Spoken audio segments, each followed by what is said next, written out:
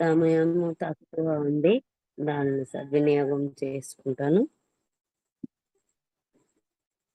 ఇంతకుముందు పాటలు అందరం పాడుకున్నాం కదా, నిజంగా మాట్లాడే దేవుడు మనకి ఏ సమయమైనా, ఏ నిమిషమైనా, ఏ క్షణమైనా మనకు మన మనం ఆపదలో ఉండి మనం ఒంటరిగా ఉన్నప్పుడు గుర్తుకొచ్చే మొట్టమొదట వ్యక్తి దేవుడు కదా.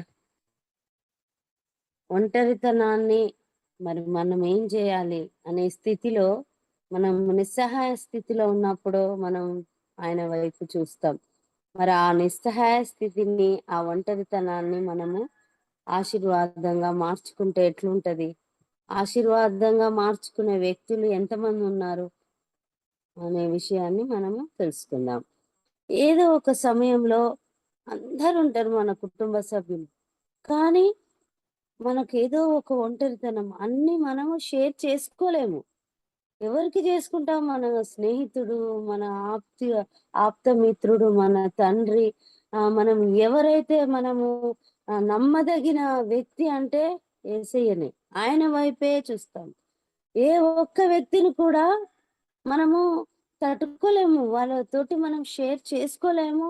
కొన్ని విషయాలు మనం చెప్పలేము. ఆయన వైపు చూస్తూ, ఆయనను గోజాడి, ప్రార్థిస్తూ, ఏడుస్తూ, నువ్వే రకంగానైనా సంతోషిస్తూ ఆయనకు మనము వ్యక్తపరుచుకుంటాం. దేవుడు మనకు అంత మంచి అవకాశం ఇచ్చాడు కదా. మనం ఎప్పుడు ఒంటరితనంలో ఉన్నామని ఎప్పుడు అనుకోవద్దు. మనకు పక్కన దేవుడు ఉన్నాడు, నాతో ఉన్నాడు, నాలో ఉన్నాడు అనేసి అనుకుంటే మన జీవితము ఆశీర్వాదంగా మారుతుంది అనేసి బైబిల్ వాక్యం సెలవిస్తుంది. ఒంటరితనంలో నేర్చుకున్న పాఠాలు మనము ఎక్కడ ఆ ఆస్వాదించలేము. ఆ జీవితాన్ని మనము, దేవుడు మనకు అంత మంచి అవకాశం ఇస్తున్నాడు అంటే ఎప్పుడు బాధపడద్దు. జీవితంలో మనకు పాఠాలు అవి. జీవితంలో ఎప్పుడు నేర్చుకుంటామంటే ఒంటరిగా ఉన్నప్పుడే నేర్చుకుంటాం. ఒంటరితనాన్ని మనం ఆశీర్వాదంగా మార్చుకోవాలి అంతే. దావీదు కూడా ఒంటరితనం అనుభవించాడు. మీరెప్పుడైనా నా యందు జాలి పడేవారు ఎవ్వరు లేరని ఎప్పుడైనా మనం అనుకుంటున్నామా అంటే అనుకుంటాం. నేనంటే ఇష్టం లేదా అమ్మ మీద, నాన్న మీద, నేనంటే నీకు ఇష్టం లేదు కదా, నన్ను బాధ పెడుతున్నావు కదా అని జనరల్‌గా మనం అనేస్తాం. ప్రతి ఒక్కరము ఫేస్ చేస్తాం. నేనంటే ఇష్టం లేదు మీకు.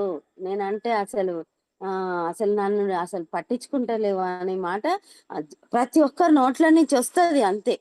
కానీ అది ఎప్పుడు గాని ఆ మాట మనం అనుకోవద్దు. నేను ఒంటరి అనే ఫీలింగ్ అనేది ఎప్పుడు ఉండదు. మనలో దేవుడున్నాడు అనేది జ్ఞాపకం పెట్టుకోవాలి. సొంత వాళ్ళే పరాయి వాళ్ళలాగా బిహేవ్ చేస్తారు కొన్ని సమయాలలో. అలాంటి సమయంలో మనము దేవుని వైపే చూడాలి. అప్పుడు నీ ఒంటరితనము దేవుడు ఆశీర్వాదంగా మారుస్తాడట. ఇది ఎప్పుడు జ్ఞాపకం చేసుకోవాలి.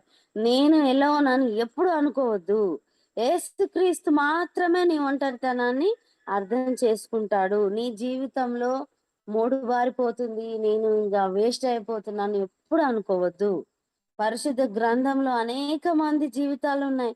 ఒంటరితనం అనుభవించిన వాళ్ళు చాలా మంది ఉన్నారు. ఒంటరితనం అనుభవించిన దుఃఖంలో ఉన్నవారు, మరి కన్నీరు కార్చిన వారు, మరి ఒక ఒక చక్కని వ్యక్తిత్వాన్ని కనపరిచారు వాళ్ళు. ఎంతో ఆశీర్వాదాన్ని పొందుకున్నారు. వాళ్ళ జీవితాలని మనం ఎందుకు ఎగ్జాంపుల్ గా తీసుకోవద్దు? మరి ఒంటరితనంలో కృంగిపోయిన మరి అక్కర్లు తీర్చారు దేవుడు. వాళ్ళ అవసరాలను తీర్చాడు మరి. ఒంటరితనంలో విసిగి వేశారు. ఎందుకు బాధపడాలి? మనల్ని మనం ఎందుకు బాధపరుచుకోవాలి? క్రీస్తున్నాడు. అర్థం చేసుకునే క్రీస్తు మనల్ని నమ్మిన దేవుడు మనల్ని రమ్మని పిలుస్తున్నాడు. ఆయన నిత్యము నీతో ఉంటాడు. పరిశుద్ధ బైబిల్ గ్రంథంలో ఒంటరితనాన్ని అనుభవించిన వారే ఉన్నతంగా ఎదిగారని మనము జ్ఞాపకం చేసుకోవాలి. దేవుని యొద్ద పాఠాలు నేర్చుకున్నారు. మనం ఎందుకు నేర్చుకోవద్దు?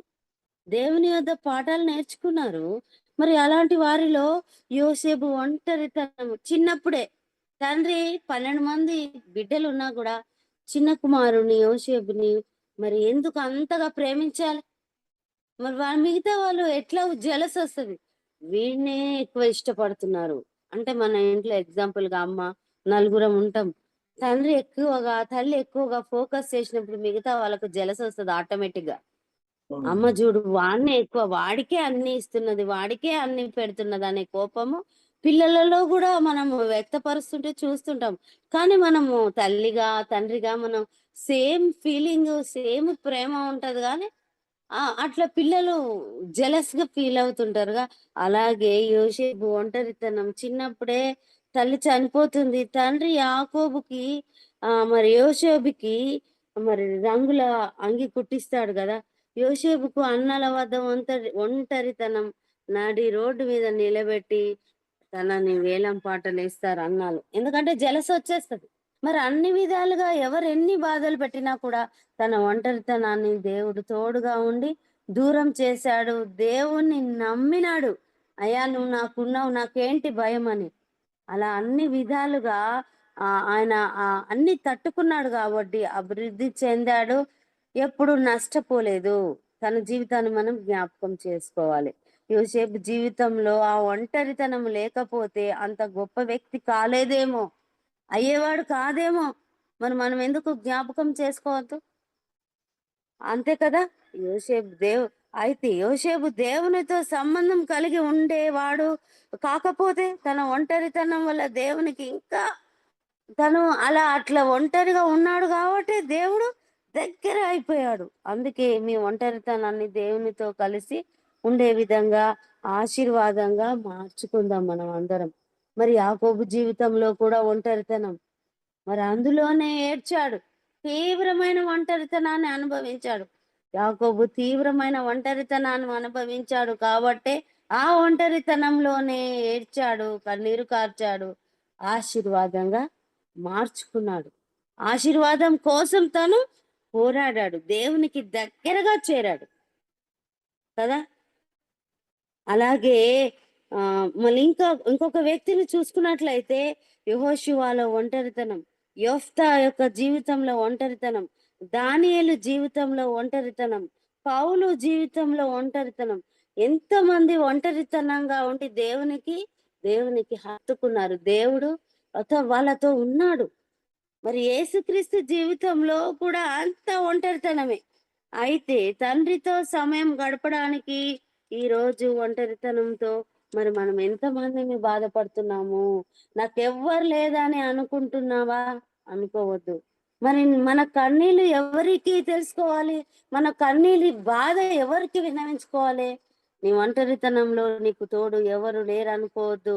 నీతో దేవుడు తోడుగా ఉన్నాడు. ఓ పాటుంటదిగా నీవు నా తోడు ఉన్నావయా నాకు భయమేలా నా యేసయ్యా నీవు నాలోనే ఉన్నావయా నాకు దిగులేలా నా మెస్సయ్యా నాకు భయమేలా నాకు దిగులేలా నాకు చింతేలా నాకు ప్రీతియేలా నీవు నా తోడు ఉన్నావయా నాకు భయమేలా నా యేసయ్యా కష్టములో నష్టములో నా తోడు ఉన్నావు వేదనలో వేదనలో నా చెంత ఉన్నావు ఆ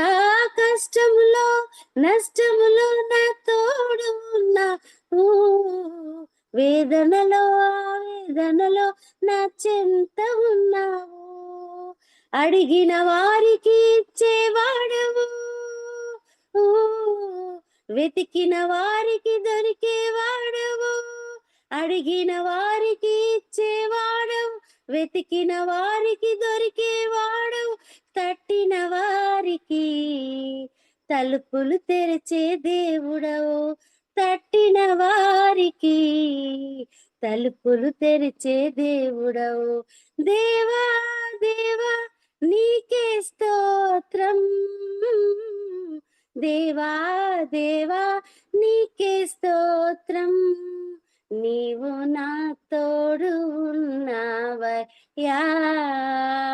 మాకు భయమేల మా యేసయ్యా. అలా ఈ పాటలో ఎంత మెసేజ్, ఎంత మాధుర్యం ఉంది మన జీవితంలో. ప్రతి నిమిషము, ప్రతి క్షణము మన వేదన, మన కన్నీటి దుఃఖము అన్నీ ఆయన మనతో ఉంటాడు. మనకు తీరుస్తాడు. ఆయన హృదయాన్ని తెరుస్తాడు. మనని రమ్మని పిలుస్తున్నాడు దేవుడు. నేను నిన్ను ఎన్నడూ విడువను, ఎన్నడూ ఎడబాయను అని అంటున్నాడు. ఒంటరిగా ఉన్నానని అనుకోవద్దు. దేవుడు నీకు ఎన్ని పాఠాలు నేర్పిస్తాడు. దేవుడు నీకు నిత్యం తోడుగా ఉంటాడు. మరి ఈ సమయాన్ని సద్వినియోగం చేసుకున్నాము. ఈ చిన్న వాక్యము మరి దేవుడు మనకు ఎంతో మెసేజ్ కనపరుచున్నాడు. మరి ప్రార్థించుకుందాం. పరిశుద్ధుడా నీకు స్తోత్రము తండ్రి. ప్రభువా, నన్ను ఎరిగిన వారు ఎవరు లేరు అని అనుకోవద్దని తెలుపుతున్నావు నాయన. నాకు ఆశ్రయము దొరకలేదు అని బాధపడొద్దు ప్రభువా. మా ఎడల జాలి పడేవాడు ఒక్కడును లేడు అని దావీదు ఆర్తనాదము విన్నావు. యోసేపు ఆర్తనాదం విన్నావు మా జీవితాల్లో ప్రభువా. మా ఒంటరితనము మాకు ఆశీర్వాదంగా కలిగేటట్టు మమ్మల్ని దీవించండి తండ్రి. మరి మా జీవితాల్లో ఒంటరితనం ఆశీర్వాదంగా మార్చేటట్టు మాకు తోడుగా ఉండండి తండ్రి.